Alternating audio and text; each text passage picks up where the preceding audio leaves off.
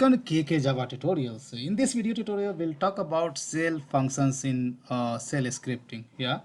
So basically here we'll understand what is function in shell scripting first of all, and after that we'll see how we can define or declare a function in shell scripting. Yeah.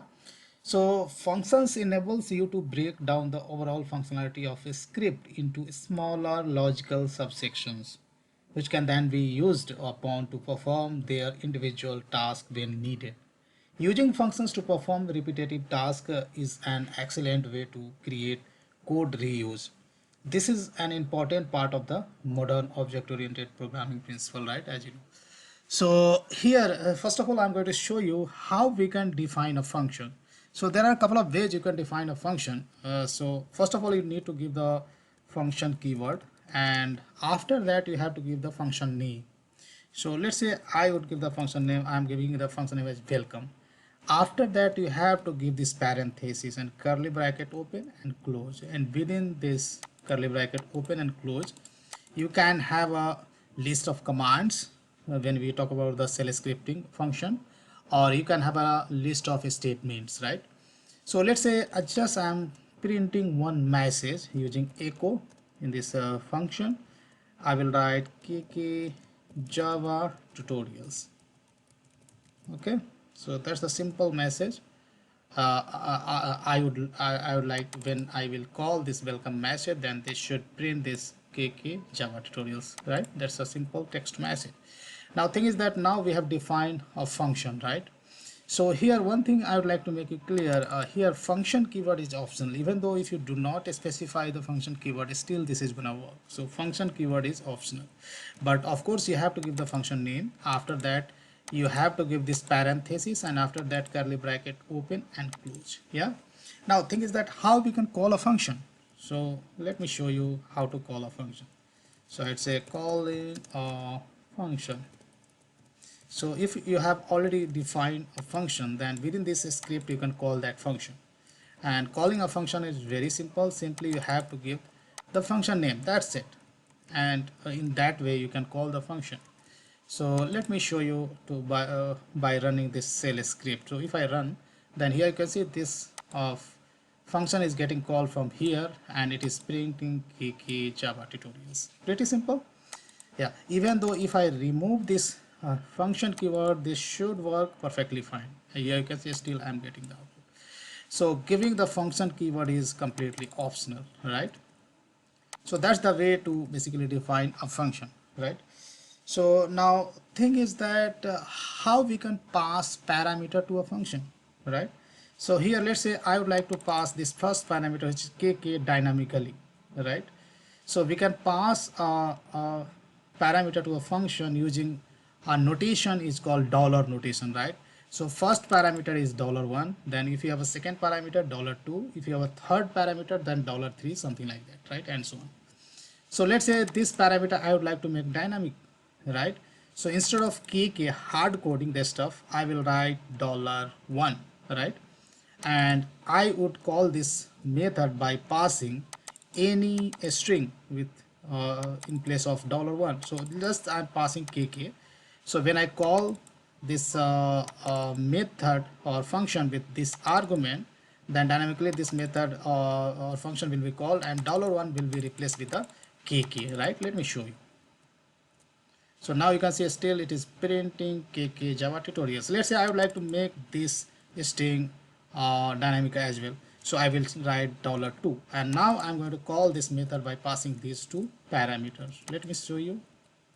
Now here you can see we can get actually this function is printing this message. Now KK and Java tutorials, these two words I'm just passing dynamically. So we can call this method many times by passing two parameters. So let's say second call I'm making by passing KK Hindi Gyan, my second Hindi channel. So if I run this function, then here you can see now this method when called first time, then I'm passing KK, which is going to, so $1 is going to replace by KK, and then Java tutorials is going to replace by $2. When I call second time by passing these two parameters, then $1 gets replaced by KK and $2 is replaced by Hindi Gyan, right? So that's how you can call the method, right? Guys, so here thing is that you can have any number of function in your shell script. So here as of now I have defined only one function, so let's define one more function. So I'm going to define, let's say, execute commands, right? So execute commands, this is one of the custom function I have defined, and as this name says execute commands, I would like to execute list of commands, right, in this function, right? So I will write echo, echo, and this echo here, first of all I will print the command name, so that I'm going to print as, let's say, as you know, $1 represents the first parameter, first argument in the method. Similarly, and here I am going to execute this command, so I will write $1, right? So similarly I am going to pass 3 parameter, right? So first one is $1, then I would like to execute the $2. So here just we are printing the commands, and here commands gets executed, right? And $3.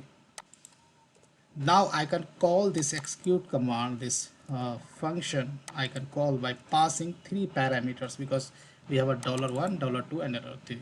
So first parameter I'm going to pass pwd, present working directory, that's the command one of the command in the Linux. Then date command I'm going to pass, this is going to print date and time, current date and time. And then finally let's say ls, right, which is going to list out all the files and directory within the my current working directory, right? So if I run the script, then let's see what happens. So these two output because of these two calls, right? And again we are calling execute commands by passing 3 parameters.